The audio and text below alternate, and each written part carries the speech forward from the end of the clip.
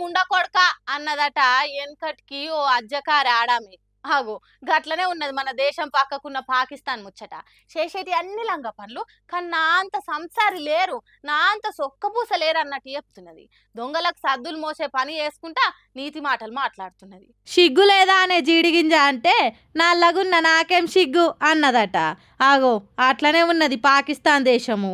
ప్రపంచ దేశాల మీటింగ్లో మాట్లాడుకుంటా ఉగ్రవాదానికి వ్యతిరేకంగా మేము గట్టిగా పనిచేస్తున్నాం, కొట్లాడుతున్నాం, ఉగ్రవాదానికి అగ్గి పెడుతున్నాం, అసలే లేకుండా చేస్తున్నాం అన్నట్టు ఓ వగల మాటలు చెప్పిందట. అంటే ఏమన్నట్టు, పాకిస్తాన్ దేశం ఏ మెరుగని ఎన్నపూస కడుమోళ్ళే ఉగ్రవాదాన్ని పెంచి పోషిస్తున్నారు అన్నట్టే కదా. ఇక అట్లా పాకిస్తాన్ వాళ్ళు మాట్లాడే వరకు మన దేశం ఊకుంటుందా? ఐక్యరాజ్య సమితి భద్రతా మండలిలా మన దేశం తరపునున్న పర్వతనేని హరీష్ పాకిస్తాన్ పనులు రాలగొట్టినట్టు మాట్లాడిండు. పొరుగు దేశాల మీద బాంబులేసే కనికరం లేని కరుడుగట్టిన ఉగ్రవాదులకు ఉగ్గుపాలు దాపిచ్చి సాదేది మీరు. ప్రపంచంలో ఉన్న 20 ఫాల్తు ఉగ్రవాద సంస్థలు మీ దేశంలో ఉట్టలేదా? మీ దేశంలో పెరగలేదా?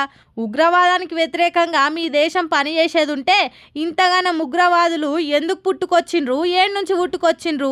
దేశ బార్డర్ కాడ బద్మాష్ గాలను ఎన్కేసుకొచ్చినట్టు చేసి ఇప్పుడు సంసార్లం అని సకిలిస్తున్నారా అన్నట్టు తువ్వాలల చెప్పు పెట్టి కొట్టినంత పని చేసిండు. మరి కాదా?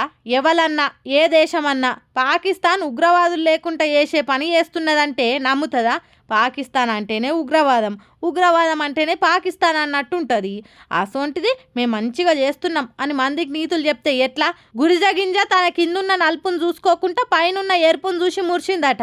ఆగో అట్లా తన కడుపులనే పెరుగుతున్న ఉగ్రవాదాన్ని అంతం చేస్తున్నామని ఎవల చెవుల పువ్వు పెడుతున్నది అని అంటున్నారట పాడు బుద్ధి కలిగిన పాకిస్తాన్ గురించి తెలిసిన ప్రపంచ దేశాలు.